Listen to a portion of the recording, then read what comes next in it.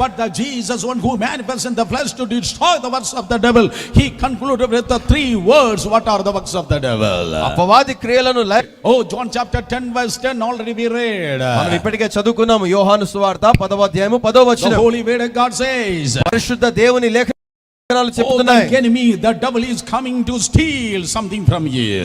అపవాది శత్రువు మీ యొద్ద నుండి దొంగిలించడానికి వస్తున్నాడు. The devil is coming to steal something from your life and your household. మీ కుటుంబాల నుండి, మీ గృహాలలో నుండి, మీ జీవితాల్లో నుండి అపవాది కొన్ని దొంగిలించడానికి వస్తున్నాడు. Oh, the devil is coming to steal something from you. మీ యొద్ద నుండి ఏదో ఒకటి దొంగిలించడానికి అపవాది వస్తున్నాడు. Hey, without any access, the devil cannot come to your life and steal something from you. ప్రవేశము లేకుండా అపవాది మీ యొక్క జీవితంలోనికి వచ్చి ఏది కూడా దొంగిలించలేడు. The first book in the Bible has written is not Genesis but the book of Job. Bible గ్రంథములోనే మొట్టమొదటిగా రచింపబడినటువంటి గ్రంథము అది ఆదికాండము కాదు, యోబు గ్రంథము మొదటిగా రచింపబడింది. And Job, the book of Job says, యోబు గ్రంథం చెబుతోంది, the liar, the thief has come and snatched away the things from the household of Job. యోబు యొక్క గృహములో నుండి, తన కుటుంబంలో నుండి ఈ దొంగ వచ్చి కొన్నిటిని దొంగిలించుకొని వెళ్ళిపోయాడు. Oh, the Bible says, Bible చెప్తోంది, Job was living like a king.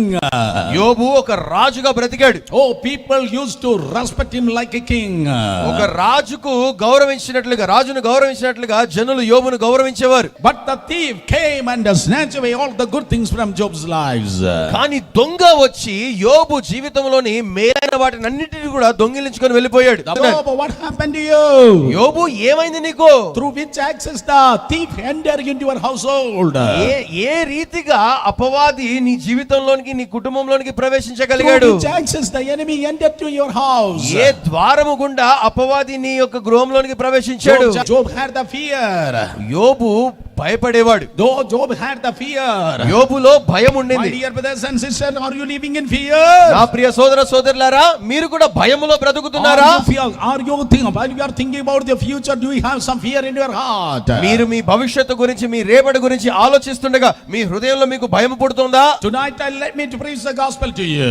అయితే ఈ రాత్రి మీకు సువార్తను ప్రకటించనివ్వండి. If you are a child of God, నీవు దేవుని బిడ్డవైతే, whatever happened in your life, you will be living in glory. నీ జీవితంలో ఏది సంభవించినా నీవు మాత్రము మహిమలోనే జీవిస్తావు. Oh, when you live in Mahima, there is no fear, there is only boldness in Jesus' name. నీవు మహిమలో జీవించినంత కాలము ఆ మహిమలో భయం లేదు, కేవలము ధైర్యము మాత్రమే ఉంటుంది. In glory, let me repeat, let me tell you one more time, in glory there is no fear.